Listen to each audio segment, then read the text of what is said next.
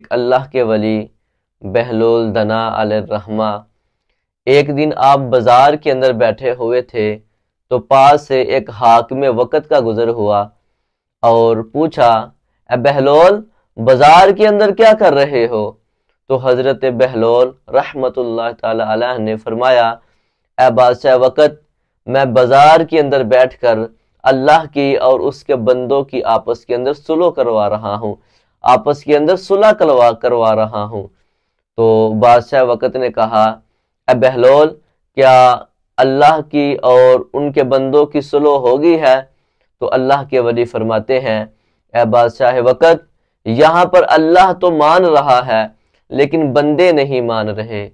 تو اتفاقاً تھوڑے دنوں کے بعد وہی بزرگ حضرت بہلول رحمت اللہ تعالی علیہ آپ قبرستان کے اندر بیٹھے ہوئے تھے تو پاس سے اسی حاکم وقت کا گزر ہوا اور حاکم وقت نے پوچھا، اے بہلول قبرستان کے اندر کیا کر رہے ہو؟ تو حضرت بہلول نے فرمایا، اے بادشاہ وقت، میں اللہ کی اور اس کے بندوں کی آپس کے اندر صلح کروا رہا ہوں۔ تو حاکم وقت نے پوچھا، اے بہلول کہ اللہ کی اور اس کے بندوں کی آپس کے اندر صلح ہوگی ہے؟ تو حضرت بہلول رحمت اللہ تعالی علیہ نے فرمایا، اے بادشاہ وقت، اب بندے تو مان گئے ہیں، قبرستان کے اندر بندے تو مان گئے ہیں لیکن اللہ نہیں مان رہا۔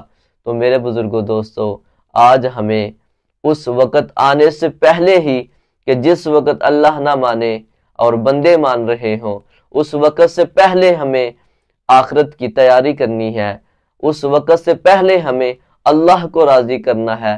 آج اللہ تو مان رہا ہے، جب تک ہماری سانسیں چلتی رہیں گی تو ہمیں موقع ملتا رہے گا کہ ہم توبہ کر لیں۔